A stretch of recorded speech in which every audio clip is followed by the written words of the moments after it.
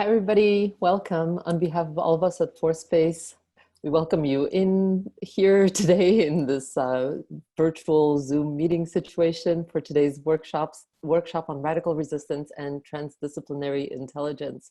We're super happy that you could join us here today, and hopefully this will feel like you're all sitting around a table together in conversation. We are running this event meeting style, specifically not webinar style, as the intent is for you to really have this moment to kind of connect and dialogue and interact in all the ways that really Zoom allows for: video, audio, and text. Having said that, if you do prefer to keep your video muted, you're welcome to do so. And we do encourage you to keep your audio muted while someone else is speaking throughout the session. Those of you following along on Facebook, also feel free to share your comments and we'll relay them to our workshop facilitator. And on that note, it's my great pleasure to introduce and welcome Chesline Pierre-Paul, an MA candidate in Translation Studies at Concordia, who will tell you a little bit more about her work and this workshop now. So welcome, Chesline. Have a great workshop. Hello, thank you so much, Anna, and the whole theme. It's a privilege to be here always, a renewed delight, and I'm so happy to be with you, everybody. So, like Anna was saying, we're gonna make this a very deconstructed conversational affair, and we'll get deep and philosophical about many themes. And so I will walk you through it in a second. So take a minute just to settle into the call. And like I said, everything has been purposed so that it's interactional and that people feel connected. So as you can see, we have the title here, so on radical resistance and transforming intelligence. So it's a mouthful. And I will take a minute afterwards just to unpack each and every single piece of the puzzle and then to see how they come together and what it means conceptually, concretely as well. Something I love to do is to have this walk from the conceptual to the practical so that each and every single one of us can be empowered with some tangible micro action steps that will help us just interact with this new conversation on a deeper and more personal level as well. So a little bit about me before, so to know who is this person coming to talk to you all today. And then, like I said, it's also an opportunity for you just to get comfortable before we kick it off. So I was thinking along the lines of basically embodying through that little self-intro the tenets of radical resistance and transparent intelligence. So again, we're going to get back to that in a second. So I would say if I were at this point in my life to have to subsume my three identities, I will have three different buckets, right? And that's the transdisciplinariness of it all. So there's the MA, like I was saying, doing the research creation project at Concordia. And through that, I get to do a beautiful media digital activist project that's about, oral stories and linguistic social justice. So it's okay if it seems a bit like a lot of information, but not a lot of substance in terms of what does it really mean. Like I said, we're gonna get back to that in a second, but that's kind of how I can justify my existence through Concordia, if you may. And then another bucket of identity that's also, in sync with transdisciplinary intelligence and radical resistance is my creative solopreneurship, where I get to do this holistic coaching about life, creativity, and language. And the last bucket is this beautiful collective that I'm privileged to be a part of. So we're called the DPP Hub, or the Decolonial Hub, or the long form is the Decolonial Perspectives and Practices Hub. And basically what we do is we come together, particularly during the pandemic, and we co-create, that is, anti-colonial and anti-racist methodology and pedagogy. And our mission is to disseminate that as horizontally as possible, and our internal structure and the way that we articulate our sessions and our workshops, it's all about that leadership that's super horizontal, right? So again, so you can already see different identities coexisting, and yet each having its own designated space so that they're allowed to be as powerful as possible without being chaotic. And that's, again, just prefacing kind of what brings us together. And on that note, I would like to know, so you can tell me in the chat. So yeah, I'm just reiterating the rules of engagement, right? So this is meant to be conversational. We're gonna have different prompts and moments. And at any given point in time, feel free to just reach in the chat or unmute yourself to ask questions. We're gonna have Q&As, and then we're gonna have breakout room sessions where we get all collaborative and we create knowledge and experiences together. So, so yeah, let's take a minute right now. I'm really curious. I want to know where everybody's coming from, what brought us here in this space and togetherness. And as we're doing so, like I said, feel free to use the chat. So I'm going to stop the sharing here. And so if you look up top, depending on what device you're signing in from, there should be a hamburger. So it looks like a grid, and you can switch from the speaker view to the gallery view. So this way in the gallery view, you can see everybody just dispatched across your screen. And it's another incentive for you to turn on the video if and when it's possible and comfortable for you, just to facilitate like human connection in the digital and in the distance. So in this moment, it's a beautiful, opportunity for us just to get into the gallery view. So this way we all get to see one another's nuggets and who we're talking to as we're reacting. Great, so what we're gonna do to kick things off, I know it's awkward with Zoom and the Zoom fatigue, and so we're trying something new a bit today. So bear with me, I'm gonna see if it works. So I love music, and Jen and Chris do use music all the time. So what we're gonna do, welcoming each other into the skull, we're just gonna move the body a little bit, get some music flowing and pumping, and then we're gonna move right on with the other parts of the workshop, okay? So I think y'all can hear me, right? I see some heads just moving along. That's what we want. Thank you, Aaron and Benjamin. It's all about that life. You can see them. Thank you so much. I honor your spirit right now. So we're gonna take 2-3 minutes and just to get moving a little bit, right? So there you go. I see you, Olivia. I see you, Madzi. Aaron is, yes, keeping at it. Excellent. Oh yeah, Miriam wants me to put it up. Sure. Hold on. Yes. Yeah. I see you, Miriam. Excellent. And you can stretch at the same time, right?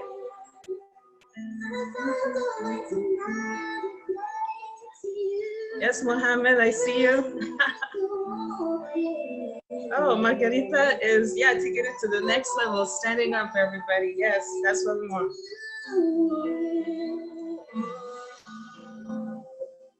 Yes. Yes, Daniela, it's by now. Thank you. It's Orbit. I love this song. Just fell in love very recently. Yes. So good.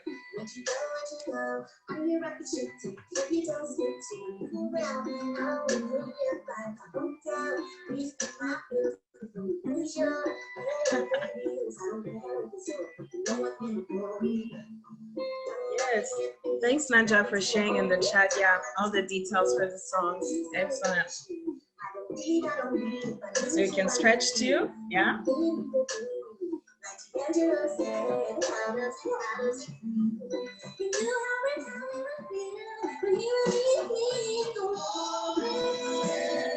Excellent.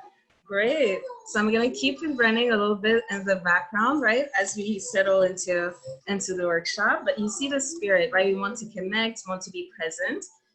And music is a beautiful tool for mood setting and just relaxing the limbs, do a bit of embodiment practice intentionally, then to wire your juices up so that we get creative, creational, connected, and more impactful together. Cool. So everybody in the chat, feel free to just let me know what brings us here today. So why did you decide to sign up? What do you want to talk about? What's your spirit, your perspective coming into this? I know why I'm here. I'm going to share that in a second. I want to know what brings you here today. So let me know.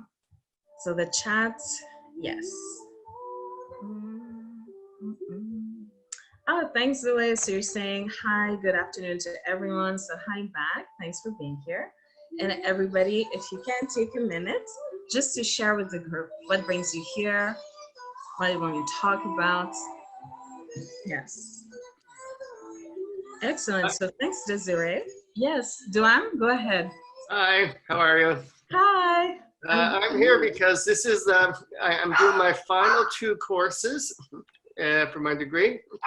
And this, I did Acting 201 a couple of years ago, and I had a wonderful, wonderful time with it. And I wanted to end off on a very, very happy note. And so that's why I chose to take this course, and I'm quite excited about it. It's too bad it's on Zoom, though. I wish we could be in the studio you know, but I guess we'll make the best of it and do the best we can. That's all we can do, isn't it? Totally. Thank you so much for sharing this. And me too, I can't wait to do this. I get a lot of beautiful vibes from everybody. And I can't wait to get started. And like you're saying, you know, we make the best of what we have. And I feel being creational beings, those constraints or the perception thereof is what pushes us to be better in different unsuspected ways. So how can we use Zoom, for instance, as a new way to do creational energy, to do online collaboration, to do media activism, to do radical resistance? And so I feel that's something that we'll get to see, particularly as everybody in the group sees that. Elizabeth, I think you want to talk. Go ahead, take it away. Me, yes, hi. I just wanted to explain a little bit because Dwayne spoke. I teach in the theater department, acting, and I saw this workshop and I have made it part of the curriculum for today that students please come. Also because they had a reading on resistance and what it means for themselves in the work. And I just thought that we could all learn together from you. So I thank you for doing this. It was perfect timing. And I hope it's okay that I've invited all the students. Yes, well, thank you so much, Elizabeth. I think this is brilliant. It's beautiful, and we'll definitely make the most of it. It's like an unexpected gift that's very timely. And yeah, I can't wait. So thank you so much for taking the initiative, taking the lead with your students. Excellent. Anybody else want to jump in a little bit before we keep moving forward? Benjamin, go ahead. Yeah. Yeah. Hi. Hi. Like Elizabeth said, I'm part of the group that's in acting. So I'm here basically. Had I not been necessarily in acting, I maybe would not have necessarily known that this conference was happening. But because I don't necessarily consider myself a very resistant type of guy, so I don't know. I'm just really curious to see what this is going to entail overall. Yeah. Well, thanks a lot, Benjamin. And again, you know, a lot of those words that are used, they come with their own personal history, right? And they're loaded. They're anything but neutral. And so what I'm interested in is seeing how everybody integrates them and how there's a way that we can, from the individuality of our own experiences and understanding, come to articulate a common thread as to what resistance and radical resistance particularly means and can come to mean. Because or else those terms can be very alienating because they seem like they refer to a specific type of conceptology, right? There's one way to do radical resistance, or there's one particular way that radical energy is perceived, particularly in social politics, right? And so how do we appropriate that terminology and make it ours so that the way that you see yourself through the radical lens, Benjamin, is just as legitimate as anybody else, and we get to contrast that and to see the value and, you know, just bouncing off of one another's alternative discourse around those words. So I think this is exactly why we're here. You know, what does it mean? And then to reconstruct, unpack, and rearticulate that in a new way that redefines us, that challenges us as well. So awesome. Thanks again. Yay. Looking forward to it. Me too. That's gonna be great. Awesome. And I'm seeing also in the chat we have a few more. Okay, so I have Maddie joining you from Utrecht in the Netherlands. Great. I'm studying making in transdisciplinary and excited to hear about the ways. Excellent. We have Aaron here. Yes, but I'm also interested in more about being interdisciplinary, considering I have a background in science and social sciences and a little bit of everything at the end of the day. Yeah, totally relate to that. And I wish to see what it means to others to be interdisciplinary.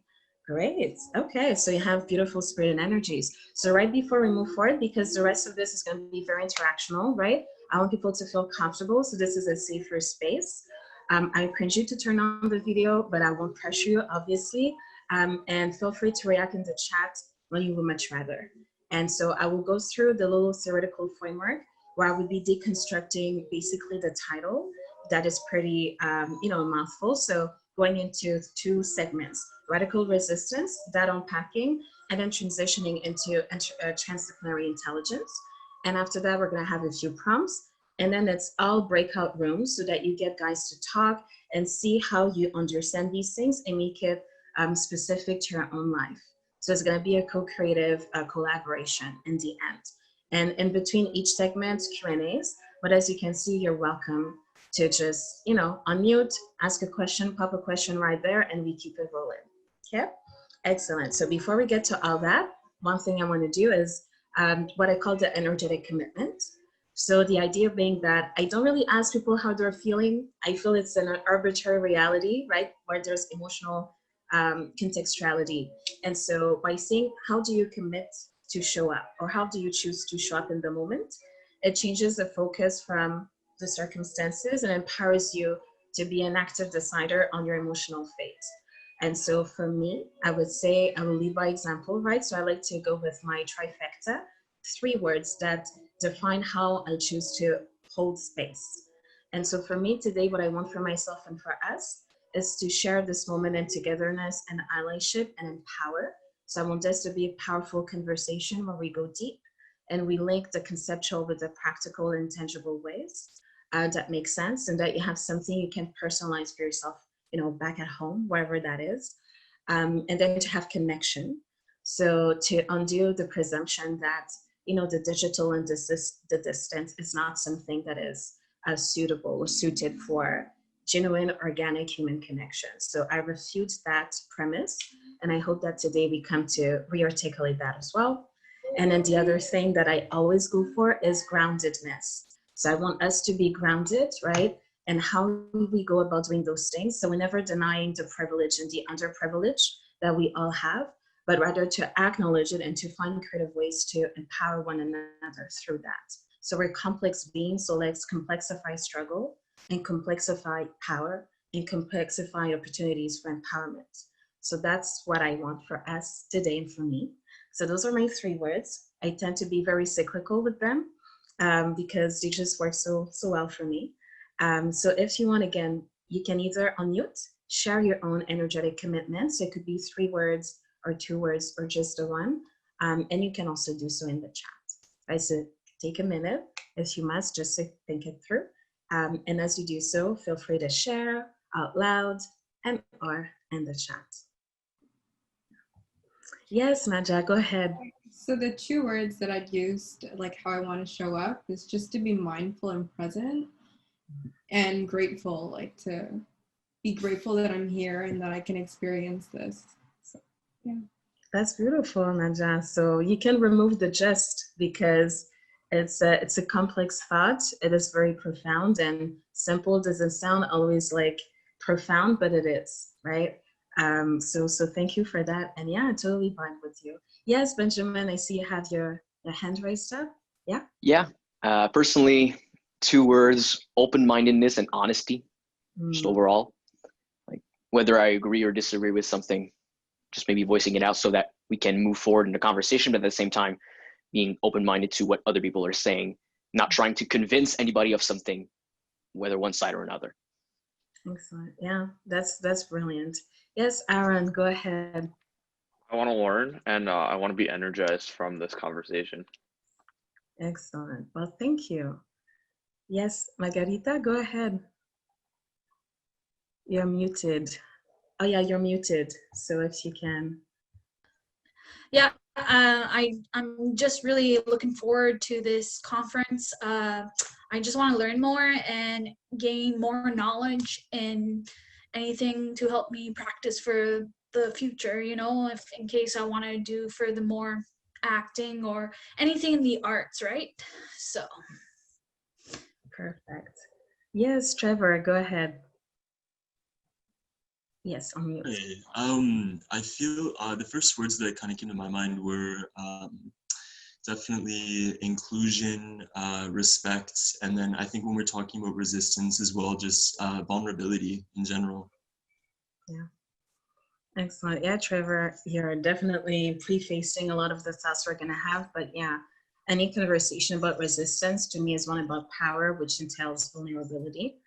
And we'll look at how that comes to be and how we can make it so. Yeah, maybe 1 or 2 more willing souls, and then we can keep moving. Yes.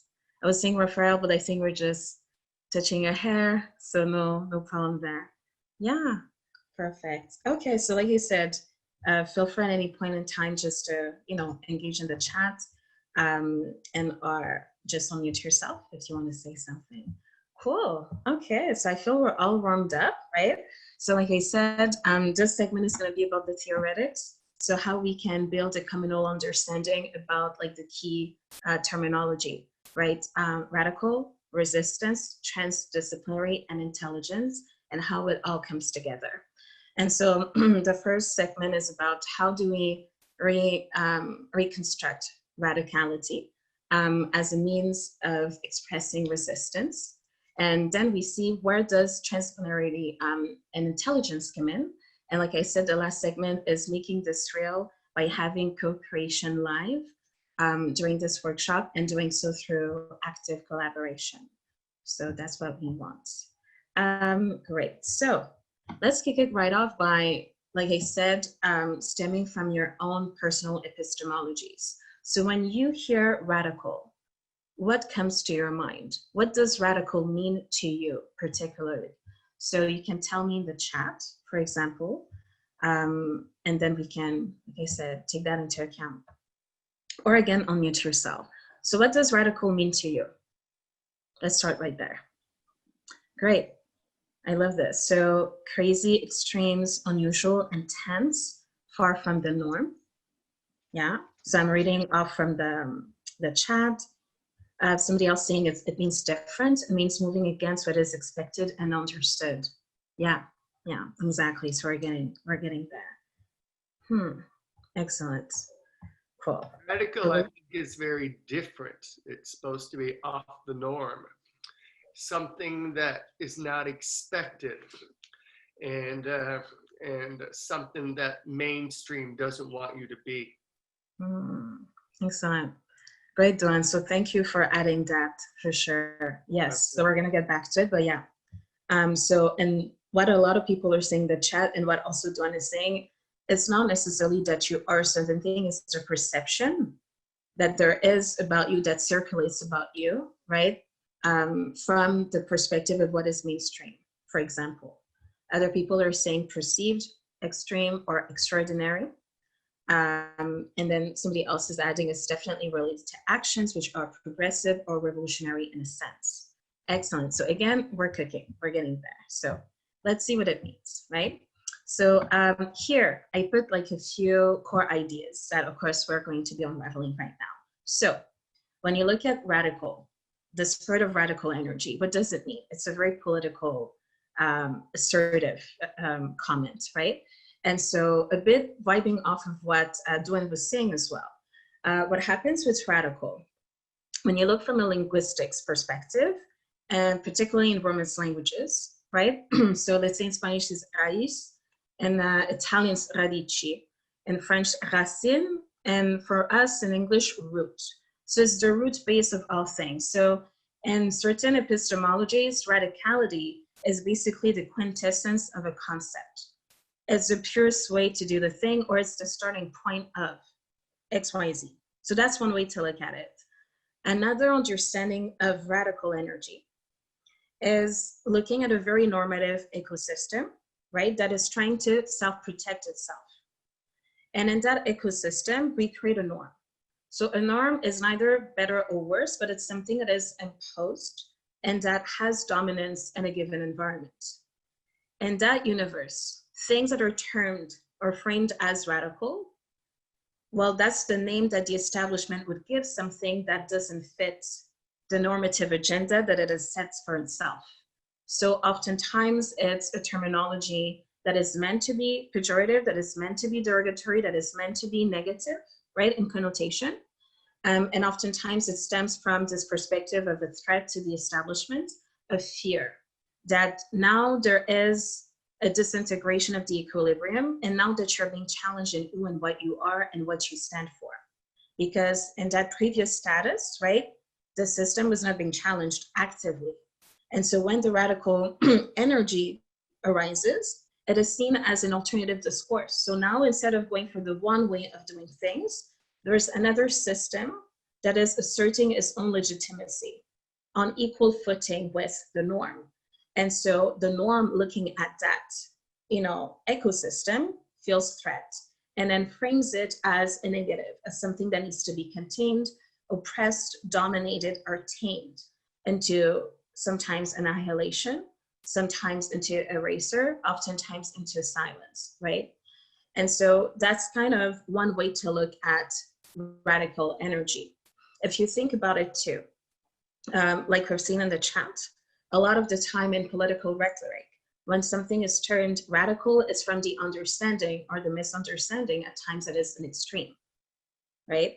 And so it's a decentered thing. So it's something that exists on the periphery, on the margins, and that is seen as, at times, an oversimplification of a problem, right? And so that's also one way to look at it. And so when you think of the system as a box, if you may, oftentimes it presents itself as a broken binary. You're with us or you get us. You're this or you're that. You're in the center or you're in the margin. And so in the center, we have that norm.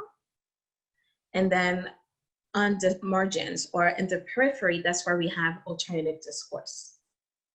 Alternative discourse simply means that it doesn't yet have the same political clout or the same political sway or the same political agency to be able to compete on par with that system. So it's about political circumstances and dynamics. It has nothing to do with the content, right?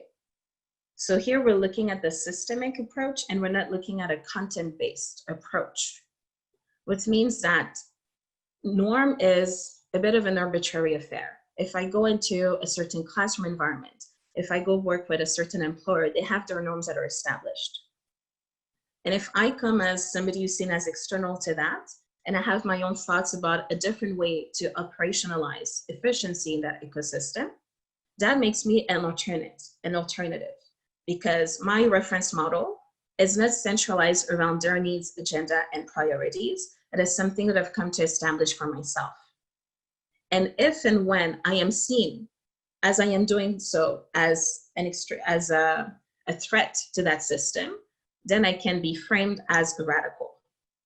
So it's not so much what I do, it's the perception of what I do in a system that's trying to self-protect its own supremacy.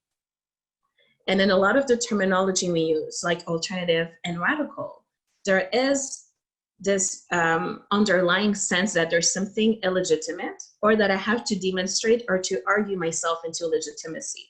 Because alternative or alternate means another, something else, right? So it gives the impression that there is something that pre-exists, that predates the alternative, and that in that predating, there is more legitimacy because it's been around longer, allegedly.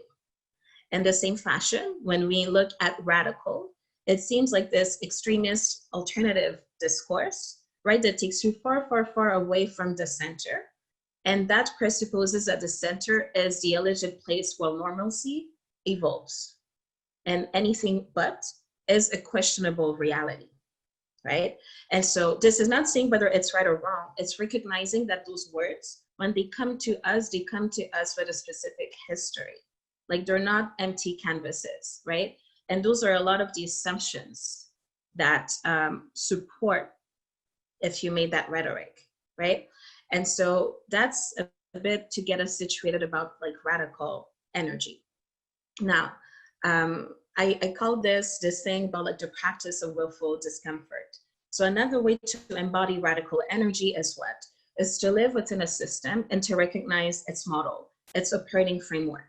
People in that environment are conditioned to do A, B, C. And I look at those things and I reject the things that don't make sense, that insult my intelligence, that don't support my values. And I willfully challenge myself to transgress in that environment. And so when you do so, it's understanding what? Anything that is not seen as radical is oftentimes working with a norm, with normativity. So people are conditioned in their given spheres and their given environments to function in a certain way. And the second that becomes questionable to you, you render yourself susceptible to be seen as a radical other, because you don't respond to the system the way that the system wants you to, right? And so when you do so willfully, when what you want to practice is you basically want to prevent yourself from ever being convenient or complacent or entitled to anything. You seek to disrupt yourself and And it means that you choose discomfort where it's more comfortable to stay within the norm. What makes the norm so systemic is that there are different, let's say it's an immersion. It's an immersion into a world where in big and small ways, you're conditioned to perform and to present in a certain given way, right? So right now we're looking at the macro, and in a few minutes, we're gonna look at the micro. So to make it more specific, okay? But this is our starting point or premise. Also, something or somebody that is termed or seen or treated as or framed as a radical other is going to be unrecognizable in parts or in whole to the system.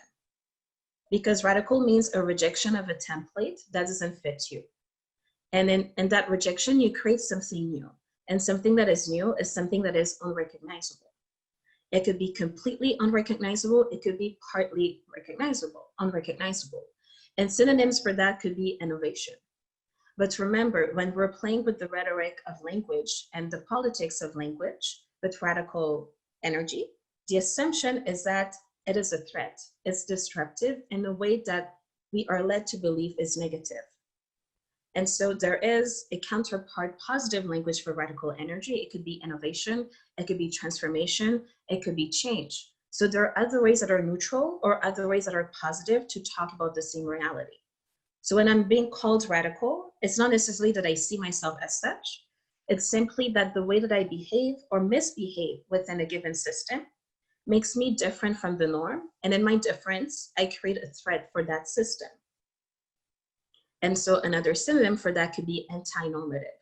I resist the norm actively, not so much passively, because I am aware that the system is there and I choose to be uncomfortable rather than being complacent. And that makes me actively radical because it's a choice, it's not coincidental, it's not accidental, right? And like I said, there are great minds that have already tackled that in their own fashion that I just wanted to highlight. Let's say like Bell Hooks that talks about radical love and radical openness.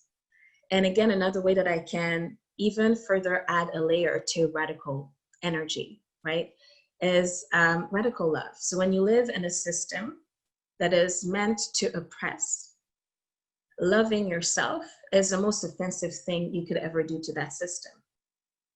So one way to look at it is with more specifics is, for instance, if you look at the anti-Blackness movement, the act of loving yourself, of choosing yourself, of prioritizing yourself, of being self-determined, of being self-reverent is an act of defiance because the system wants you to not do that. It wants you to internalize betrayal. It wants you to internalize oppression.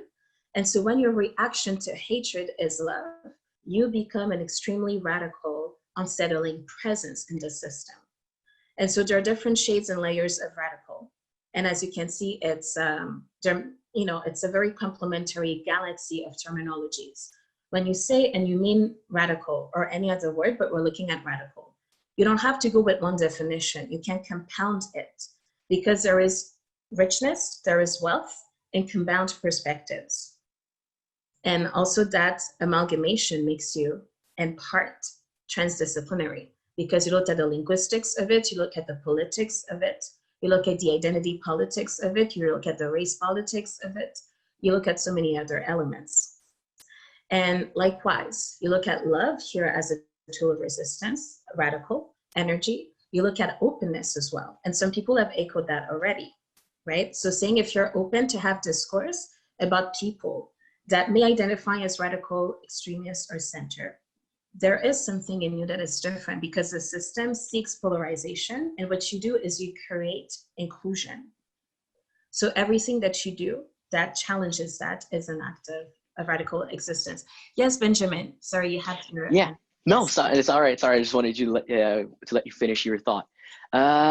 So I have a simple question on that. Let's say I'm in a system and I'm in a position of power. Let's say in our society, like white men are in a position of power, let's say, and I'm aware of that power, and just being aware of that power would be something that would be radical in an instance in that society. I love that question, Benjamin, and we're getting to that. So that's beautiful that you would ask it right now. Yes, because I know that, and that's something I mentioned earlier, right? I'm really interested in creating the conceptual and to make it practical. So a lot of people, like you're saying, sure, you have an awareness, however developed or heightened it is. So my commitment to our conversation around radical resistance is to make your awareness something that finds genuine expression and action. Like for me, it's a continuum and my own take on it. And so having that awareness of the system of the oppression of the privileged and underprivileged against you, it's beauteous. And then the natural extension of that to create more power and disruptive energy in that system, to me, is the action part, which we're going to in a second, right? Does that answer kind of what you were saying? So you're saying that more so than being aware, you need to kind of act on that awareness, if you will. Exactly. To kind of change the system in the way that you want to see it change. Exactly. Okay, Yeah. that's fair. Thank you. Right. Thank you, Benjamin. Yes. So like Benjamin was saying, it's bringing us to that bridge, right? So we look at radical resistance. So I resist a norm, and in my resistance, I become a threat, and I'm seen as radical. And different layers of that radical resistance could be that if I am living in a space where oppression was what I was presumed to do, right? I was supposed to be oppressed. And then I choose love instead rather than that hatred. Then I created that resistance here, right? So we're getting back to that in a second. And so now, how do we shift from that radical resistance to that transdisciplinary intelligence, which in my mind is the way that we answer Benjamin's question or comment rather. So radical resistance being more of a state of mind at this level. And so the way that I choose to make it tangible for me is through active transdisciplinary intelligence. So that's the second part, right? So let's look at over a little bit. We already explained that. So now we'll give you an example so that we can really cement this and to look at the concreteness of it. And as I share the specific of my lived experience, I invite you to do the same, and we'll get back to that in a second, right? So we can get to the participatory part. Cool. So radical resistance, in a lot of ways for me, it's this walk between the distance that there is between trauma and healing. Because to resist, it presumes there is something to resist. And the thing that I resist is the thing that generates, stimulates, produces, cements, and exacerbates oppression. So in oppression, there is opportunities for trauma or hurt, but on a systemic level. And as I am being aware of that, there are things I can do through my radical resistance to create healing for me. So let me share an example so we can know what that means a little bit, right? So let's say for me, I'm born here, my parents were born in Haiti, they're political refugees. And part of my story has been that initially I was denied the possibility to speak my native Indigenous language. And so that's kind of the trauma and the hurt that I have to live through. And the reasons that justify that choice on a very macro level beyond my family's choices and personal history is the story of, you know, institutional oppression and racism as well. So people being denied the right possibility to speak their native language because their parents don't want them to, they want them to pass. They don't want them to have an accent, to carry anything beyond the complexion of their skin that is a reminder that they are not what the norm is set out to be. And so, and that's what happens is, you know, cultural dearth. I mean, you lose part of your identity, you lose opportunity to choose how you will self-identify through language, race, and culture, right? And so for me, what I managed to do through my studies, for amongst others, was understanding that, and then teaching myself my own language, and then using university as a platform to get access to resources that, if not for that alone, for that university-based privilege, I would have been hard pressed to find on my own. And so through looking at my own personal journey and seeing how it's systemic, for example, I did language courses and literature, and what I noticed was 99% of the student population taking, let's say, Spanish courses or Italian courses or Arabic, they all come from that culture. But the system has created a pressure and an impossibility for them to claim their own roots through language and culture. And so now they find themselves in the diaspora, part of a colonial institution, and paying that institution to teach them about their own roots. And so that's the systemicity of the problem that I was able to observe, where the trauma and the oppression and the hurt is existing on a macro systemic level. So where does the healing come in? Once you see this, you see that you've been denied the entitlement to a part of your identity. It opened up space for me to recreate that identity, but living outside of the paradigm. So I'm told that Blackness is XYZ, being Haitian is XYZ. And because of all those converging forces, I could not subscribe to the model, which in the end was a stereotype. So what did I do? I started to ask better questions and then to look outside of that model to find possibility models to help me understand where I land on the spectrum of race, language, and culture. And part of how I did that was using the thing that came to oppress me as a tool to elevate myself and my people. So I used the university resources. I went to pitch myself to Creolists. So there are people who are just, they did their studies in Haitian Creoles, yada yada, and they're international people. And I'm this young kid hailing from Concordia University and the honors program in Italian studies. I have nothing to do with that. But I use my positioning strategically to turn that into a competitive advantage and to seek the expertise I had been denied. And so long story short, now I'm doing my master's research creation project on just that. And so I went from trauma to healing. I instrumentalized strategically the resources that exist in the system that came to oppress me. And in so doing, I was able to reconstruct my own identity and then to empower myself self-determinately in learning my own native indigenous language on my own terms. And so that's how you can do radical resistance. So that's my example for you. And that's when you look at radical resistance like that, it's coming from your own personal trauma / hurt / interaction with oppression. And then to flip that into something that comes to heal you and to amplify your voice and to amplify your divergence within the system. I am still, if not more, anti-normative as I was before. And so the oppression did not succeed in bringing me down, you see? And so that is also, yeah, so thank you, Connie. Yeah, so that's strategic positioning and identity maneuvering, exactly. And so when you do that on the singular level, it's self-care. And then the next job is how can I turn that into a collective healing experience beyond myself? So that's where true radical power can emerge too. Because if it's my own story, nobody knows about it, it dies with me. So my healing dies with me, it's not passed on. And so different ways to make that a collective, cathartic, emotional, and revolutionary social political experience is to transform that from the one to the many, right? Thank you, Erin. So different many ways. And especially as students, at times we don't understand the power that we have because we are conditioned to be very responsive to like the hierarchy. I'm a student, there's a prof, there's a TA, there's an instructor, I'm a first year, I don't have the expertise to talk about X, Y, Z, right? So how can we, like, how do we go about doing this? So there are different safer spaces and opportunities you can create. Like for me, every time I would have a presentation or a paper to turn in, I will call this my sacred space. Because think about it, when you're in class, for example, in typical hierarchical classroom dynamics, when you speak, you can be contradicted in the same instant. So you are talking and you're cut off. You lose the momentum and then you also lose the incentive to keep on talking because the stakes emotionally for you to demonstrate courage are higher. Because then you have to engage face-to-face the hierarchy and the oppression at once. So yes, Connie, exactly. So it's a very asymmetrical relationship. However, what I came to understand is all the assignments I had to turn in and my oral presentations and my projects, for that period of time, I have 15 pages long worth of me uninterruptedly creating my own narrative about radical resistance. It can be accepted or not, so that's a different conversation, but I own that space, I am the dominant voice in that interaction. Even as I'm being corrected, the feedback is not going to be proportionate to the quantity of work I put in. And so in that exchange, I actually have the upper end, and it's still asymmetrical in so many levels.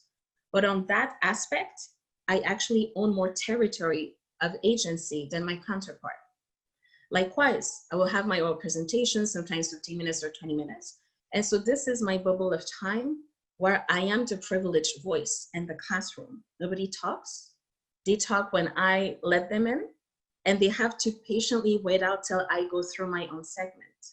And so there's still asymmetry, but I choose how I can revamp it so that it becomes a strategic tool to implement my own brand of radical resistance. And then after that, there could be Q&As and there could not be any, but I still own that moment, I still own that. And they're challenged then to be welcome into my world. For a minute, they have to become Chesline-esque, the same way that before I had to be them, to understand their own positionality. So for 15 minutes, they have access to this immersive, you know, social politics of me unfolding when they have nothing to say yet. And whatever they have to say, they have to defer till the end of my spiel. And so that's one way that you can do that. And how does that make it collective? Think about all the numbers of souls you have in your classes. It can be 15, 30, 40. And we live through a life network. You touch one person, you challenge them to rethink their own positionality. They have family, they have chosen families, they have peers, they have other people. And so with that ripple effect too, right, you can create momentum behind what you say and create a platform for you to speak about it. Exactly, Trevor, the butterfly effect. And also what's cool is when you think of the classroom environment, I see it as a laboratory. So if it works or it doesn't, I learn about it and I can do and reproduce this on a bigger scale. So for me as a student walking around back then, pre-pandemic, you see forced space on the street level. And as a student, I was walking by and I was curious about what they did. And I just walked in one day and I inquired about the process and what happens there. And so then I pitched myself and my workshop ideas. And then I was able to transition from attendee to passerby to the workshop person. And that's another platform that I was able to articulate for myself through the collaboration of the fourth space, right? And yeah, shout out to the fourth space. And so I elevated my reach. It's still the same voice. And in the classroom, I got to practice. I got to practice the shades of meanings of power and agency that I have. And I get to validate my instincts. I get to perfect my proposition. And then I was able to channel that through another audience. But it was the natural next step for me. And so in the same way that I was able to do it, this is the same way that I want to positively challenge you to do it for yourself, you see. And so now, how does that tie in with transdisciplinary intelligence then? Okay, I kind of get it, from trauma to healing, from the singular to the collective. So you can start micro, and then you go macro. So you start practicing with friends, chosen family in safer spaces, and your classrooms, right? And you can extend that to places of employment. But how does that tie in with transdisciplinary intelligence? So I would tell you this. Let's look at another example, and then it's all yours, okay? So then I will just be piped down a little bit. But yeah, so I will tell you, I got into the master's translation studies, no background in translations, and already the options were French to English or English to French. Binary, limited, not my jam, colonial languages, let's roll with it. Welcome to the course based, because I thought I'm a great theorist, I want to be a great practitioner. So I need to get better at the things I don't know yet how to do, which means I need to do them more overwhelmingly than the other stuff I know how to do. But then I got it and I had this big sense of unease the whole time. I felt that it was not practical in my understanding of the term. It was also very macro theoretical. And at that, the macro theory that was put forward was not something that supported my own ideologies. And I could see so many instances of minoritization when it came down to how we speak about language, but we don't question who gets to challenge who, when and how, and where the accountability to the work goes out to. And when we don't look at race as another big operator and gender. So how come we don't talk about like the queerness of translation or, you know, the racist terminology as well? And so I was like, okay, so that's the first part, you acknowledge. Going back to Benjamin, you sit in acknowledgement. You need to understand how the system works so that you can deconstruct it positively through your own willful disruption. So before I commit to the change, I need to know what it is that I want to change. And so I go, okay, so these are the problematic areas that I can see, and they're recurring. It's not one time. It's something that's systemically embedded into the fabric of how this institution works. So after this, I was looking at my list, and I actually made a list. And for each specific element, I wanted to find and articulate for myself a counter-normative, creative solution that would disrupt it. So let's say it's binary, French, English, English, French, don't like it. So what you're gonna do about it? That's my next question, right? Already from trauma or oppression into empowerment and owning my space and my agency. Okay, so, well, break the binary, include other languages. Which language? Well, I want to visibilize my own because it's, you know, the biggest The worldwide, like Haitian Creole is the biggest Creole language in the whole world, and yet we're not talking about it. And we're less than 3 hours flight away from where we are, and our community has been foundational in creating the Quebec as we know it, and yet nobody talks about it. And like they say, if it's your vision, you're interested to make something about it, not somebody else. And so I go, well, include Haitian Creole as part of your curriculum and the project that you will develop. So I switched from course-based to the research, because in the research, I felt I will have the ultimate authority on what I want to frame and how I want to frame and create new epistemologies and methodologies. So everything that I see as missing is everything that I have in my power to address and to visibilize. And so now I'm gonna make it, okay, we're gonna have Haitian Creole, but I'm not happy with that. I want more. I want to have a dialogue, an effective dialogue between more than myself. I don't want to make it about me so much as, you know, the resistance. So who are other partners that I can include into this? And already partner is a new terminology for me doing research because it's seen as a very isolating experience. So who are there people that I can be challenged by and learn from as I am challenging and learning from the oppression? Well, I'm thinking of Indigenous communities in Canada. So have two storytellers doing the same work as I do, but from their own respective Indigenous languages. Great. Another thing that I was resisting is how there is a systemic bias against oral languages. And that's preposterous when about half of the world's languages are oral. But then it's not incidental because most of those languages are spoken by racialized bodies. So you see how it's all interconnected. So, okay, I'm gonna challenge how they are text-driven by creating something that is oral-centered, and so on and so forth. And so when you go at it systemically, the overall answer you're gonna get is going to be a compounded effect of transdisciplinary knowledge and practice. Because then I was not going for the one thing, but the many. And in the end, I had this very beautiful intersectional project. But it came from the trauma to the healing, from the conceptual to the practical, from the singular experience to the collective agency. And that's something I was able to create in my very space of oppression. So I use a tool that came to oppress to create an anti-colonial possibility that was not expressed prior. So that's kind of how you can do it. So that's one specific example, like I said. But the whole point is for you to think about your own lives and how in many similar and dissimilar ways, we live through our own intersections of power and underprivilege. So what's something that, you know, you feel resonates with my own story, and how can you integrate more of a radical resistance and a transdisciplinary intelligence in it? So that's the $1 million question for today. So that's what we want to do. Now, we already said that, blah, blah, blah. Great, so before we go anywhere else, any questions, thoughts, or reactions that you have? Yeah, I know it's a lot. Yes, Nadja, Yeah. go ahead. Okay. Sorry, just because I saw that you quoted Bell Hooks, and I'm actually reading her book, All About Love. So I just wanted to know if you're quoting it from this book. Yeah, actually, yeah, I quoted from the book and also from other academic articles that are kind of deep diving into, you know, the way that radical love and radical openness is framed. Yeah. And it's a friend of mine that I met through an event, like Anastasia was bringing it up in other conversations, and I felt it's very legitimate to bring up. So I'm happy to see that we're also doing the same work. All right. Well, so far, so interesting. You're doing amazing. See you. Thank you, Anja. Brilliant. Yes. Anybody else wants to jump in? Yes, Aaron, go ahead. Take it away.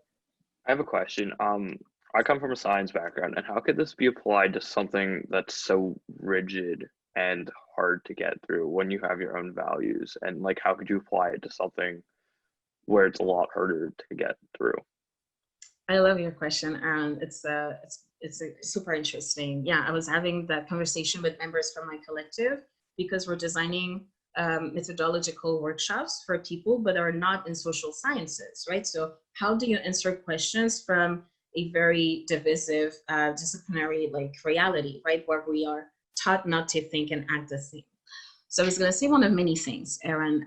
For example, to look for possibility models. So potentially people who are in your line of work and you're doing things in a way that's different from the proposed hierarchy and normativity, and that when you look at them, your heart sinks, you're inspired, your skin is a tingle, and you don't necessarily have words for it, but you can sense that they're doing something that is outside of the norm, that they are basically a living paradox.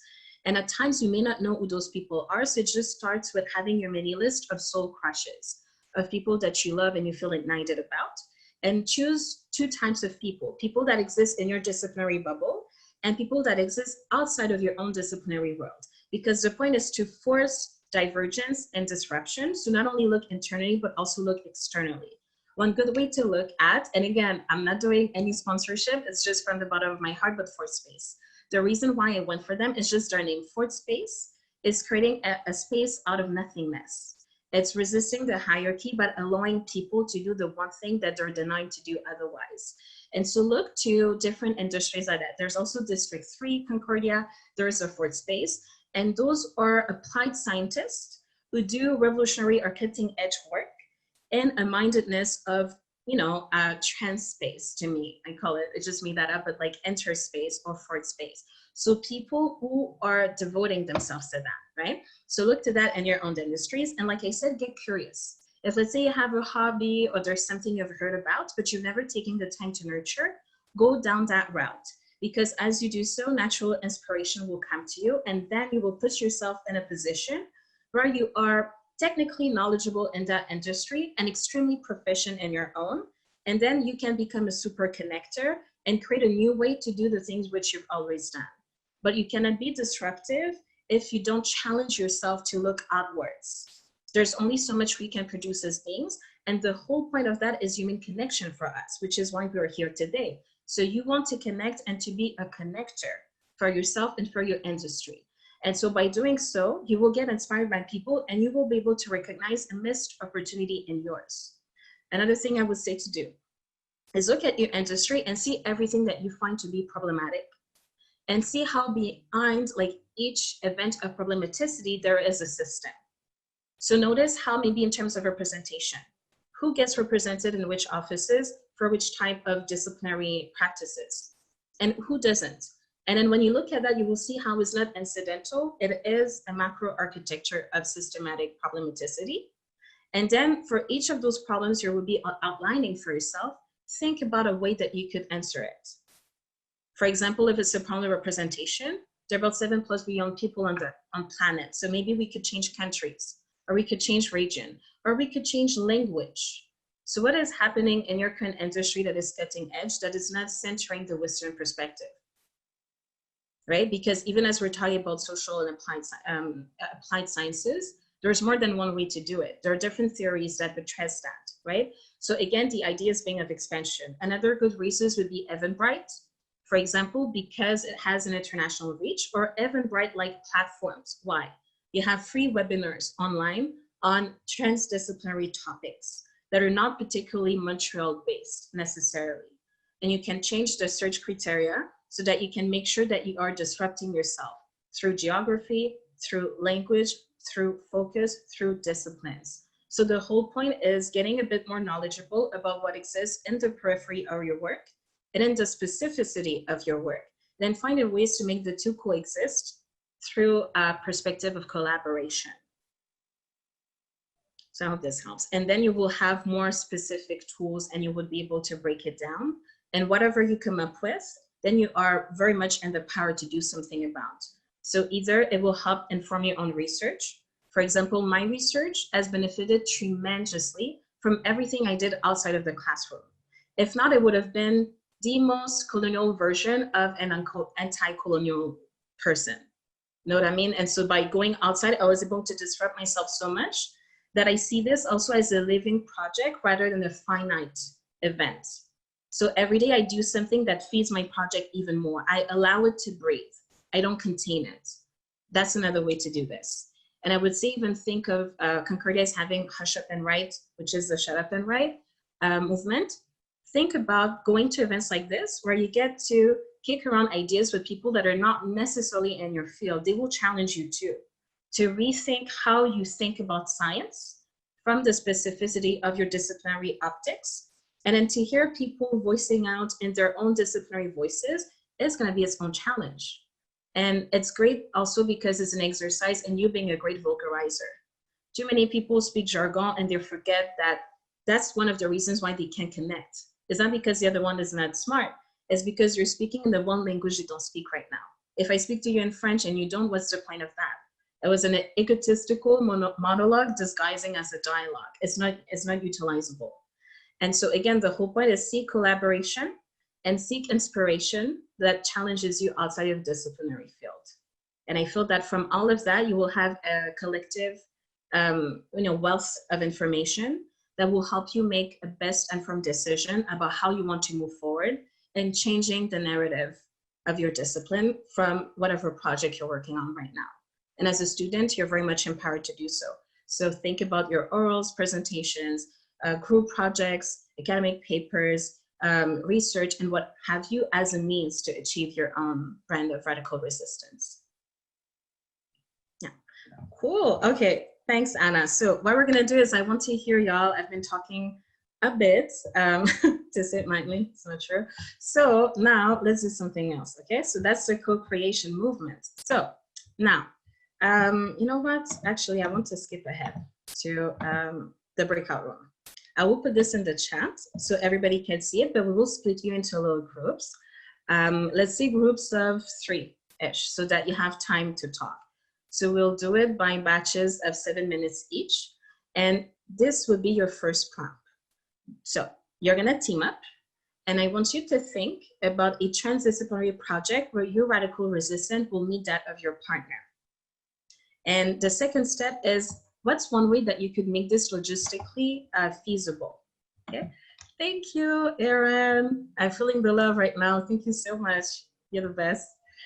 Yes, so in your mini group, we'll keep it short and sweet. 3 people together.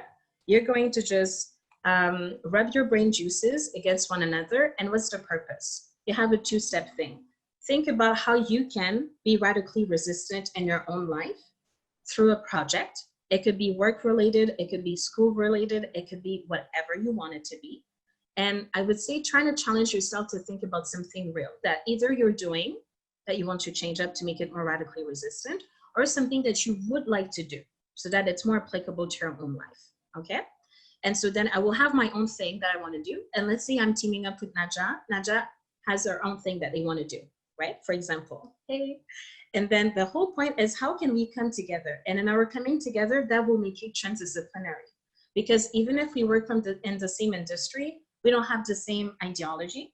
And so that in itself will be a challenge, right? And in that challenge, we can create interdisciplinary energy. So I'm gonna rephrase. I have my own radical resistance I wanna do, and whatever I want, life, schoolwork, whatever. And my partner has the same. And then how can we create a project where the 2 come together and hopefully think about ways to make that feasible so that it's not just theory, but it's all, again, actionable, okay? So those are your little, that's your little food for thought. And that's how I want you to move into the breakout room, okay? So I'm gonna stop the share screen just so that I can copy paste. I will copy paste this so you can look at it in the chat. And maybe in the meantime, the beautiful team here from Fourth Space could set up the breakout room for you. So we can go with, let's say 3 people and for 7 minutes. And then we'll do this at least 2 times, okay? So I put it in the chat, everybody can see it. Okay, so just repeating basically the mini instructions. And to facilitate matters, let's put the big screen again so everybody can see it. Perfect. Yeah, so cool, excellent. So Anna, we have 2 Annas on the team. So Anna, you can set up the breakout rooms. Like I said, 3 people is ideal. Yep, I think Doug is doing it right now. Perfect, thank you. Chesline, if you want to give me some guidance on who should go into each room. Oh, you can just scramble them. I'll just scramble them, okay. Yes. Hold on. Perfect. Cool, so that would take a minute. Let me see. Okay, and like I said, use the time just to think it through, right, in your own head. So when you come into the group, you have a sense of how you can create collaboration.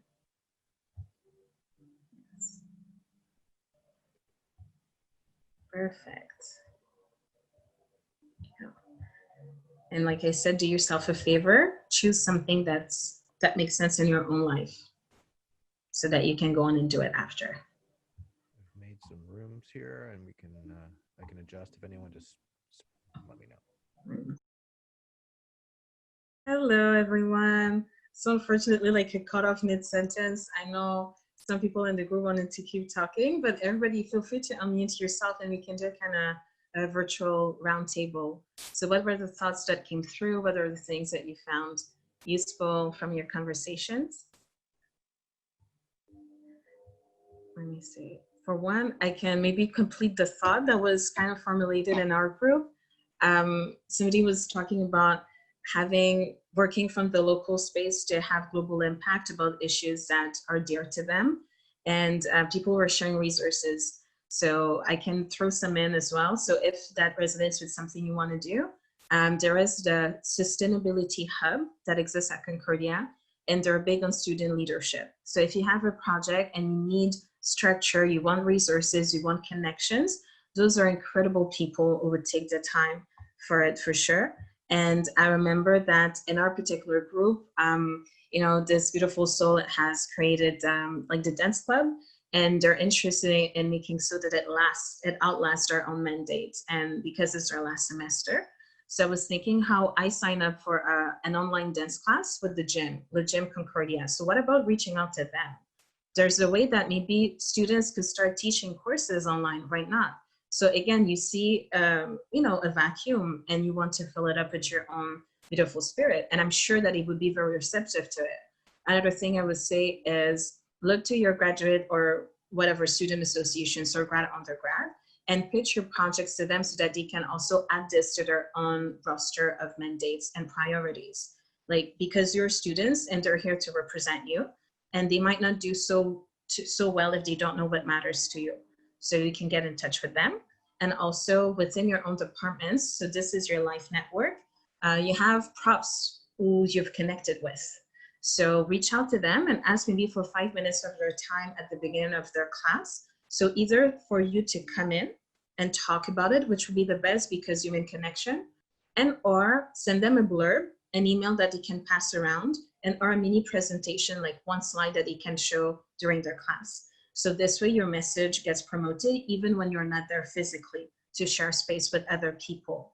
So I would say the best thing is think collaboratively instead of adding pressure on yourself to do the community care on your own, because those projects are super important. There's also CU Concordia, that is a running platform. And so you just register, not even register, you submit a project. They tend to say yes, especially when it's student-led. And it's going to facilitate the promotional aspect of whatever you're doing. So it doesn't even need to be related to your program. It could be any kind of initiative that you can think of that you want to promote.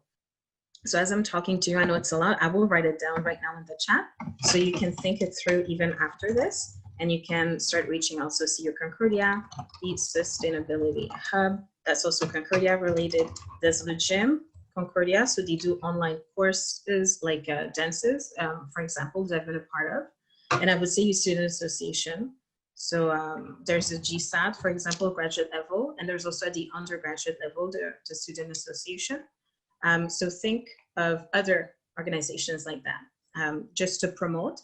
And by talking to them, they have expertise, they know what the structure of student leadership and initiatives looks like, and we don't always. And so you can learn from one another. They want your spirit and you want their structure, and together you have collaboration and you can have more reach than what you would have had on your own.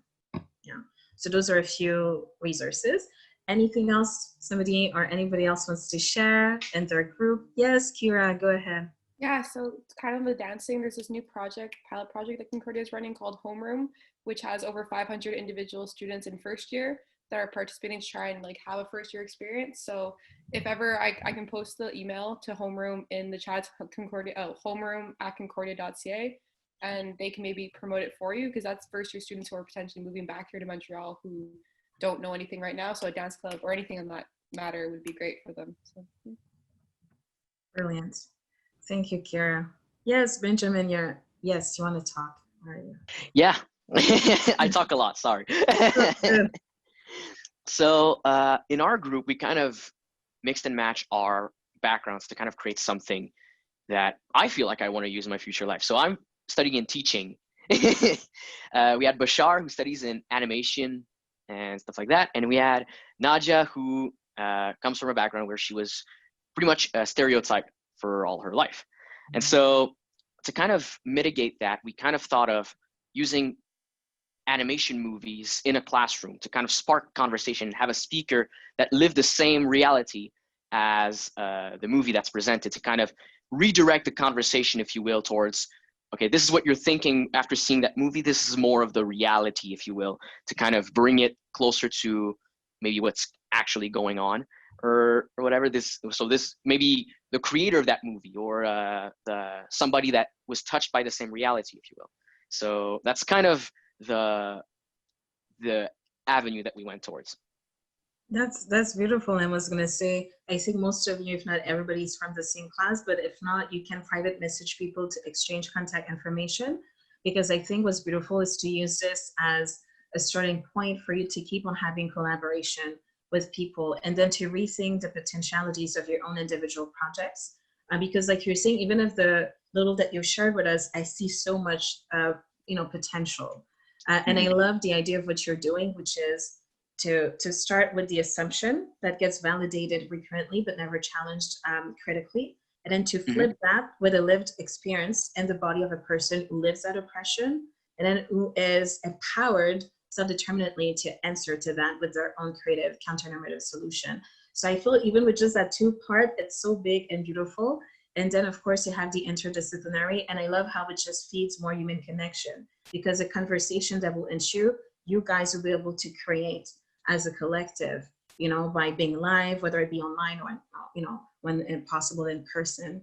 So for sure, I do encourage everybody to reach out and to stay connected, and then to rethink how you can develop further your own projects, and then to create new avenues for collaboration. But yeah, and you don't talk a lot, Benjamin, you talk enough, because you have something to say, you have to say it, Thank you very much. I try to do it. I try as much as possible. That's brilliant. Yes, Trevor, I know you have your hands up. Yeah. So in my group, we were 3 cis men, and we were kind of talking about just kind of our own personal experiences. And with that, I didn't get to share my kind of final thought, but I wanted to share with you guys just the idea of like creating a safe healing space for cis men to kind of combat and question that conditioning, that toxic masculinity, and that toxic oppression that they're faced with, to be strong and powerful, domineering, and unempathetic, and that repression of emotion that goes on for so many years, that I think causes so much oppression within the society, and so much hate and anger. And I think with a lot of movements, with feminism in particular, there's a lot of this us and them, and this hatred towards cis men, which is rightfully so. I understand where that can come from, but I think what you were saying, to expand on your ideas and the thought of like radical love, how do minority groups and groups that are oppressed, how do we radically love the oppressor and radically love the top of the hierarchy? And then how can we heal the top of that hierarchy, the cis white men? How can we heal them in order for them to be able to actually tap into their own emotions and their own empathy, so that they can then tap into other empathy and stop with the racism and the homophobia and the sexism, and kind of dismantle and disseminate that knowledge from the top down, rather than it being the work of these minority groups constantly having to combat and battle and voice their experiences. So like really healing from within, healing yourself first, and then healing others. And if we heal the guys at the top, then maybe it's a little bit more efficient. Maybe we can all just band together. But yeah, so no, thank you for sharing, Trevor. And I know time is of the essence, and we're coming to the completion of our time together, but just to highlight what you said, I love healing the hierarchy, because a lot of the work, what happens is the onus is put on the minorities to educate people who have yet to come into their own self-awareness. And that's kind of displacing our energies where they're not necessarily the most impactful, because it's the oppressed having to, re-educate the oppressor as they keep on being oppressing. And there are other avenues to be explored. And what I love is looking at how everybody can be self-determined and yet come together in solidarity. So there's a collective, and there's also the, you know, the singular realization. So yeah, thank you everybody. Yeah, I'm looking at the comments, but yeah, so I feel it's important you can think about it. And if you want some thoughts, I'll be happy to be kicking them around with you. There are many ways to look at it, but definitely like healing the hierarchy to me is what they call like a lean-in moment. So it's a kind of terminology that already is arresting and then already gets us questioning and pondering. But yeah, listen, I don't want to impinge on your time. I know we're all busy beings. So I acknowledge everybody who came here today, and I hope that you were able to take something from this that is specific to your own experience. And then real quick, I guess the last thing I can share is basically just my contact information. If you want to stay connected, you want to have more moments like this and conversations in different formats, it'll be my pleasure and my honor to have those with you. So you can find me on Facebook, on Instagram, whatever, and LinkedIn, basically just my name. It's pretty unique. I have yet to meet another Chesline Pierre-Paul. I'm not saying they don't exist, it's just we've never crossed paths to this point, but yeah, so that's pretty much it for us. So thank you, everybody. You can take a snapshot, and if not, I think you can send that information along to you after. And thank you so much, Elizabeth, for having the presence of mind to bring everybody together. It's been a beautiful moment, and I hope that we can stay connected in solidarity and in radical resistance. Thank you very much for everything. It was very awesome. Thank you. Thank you so much. Thank you.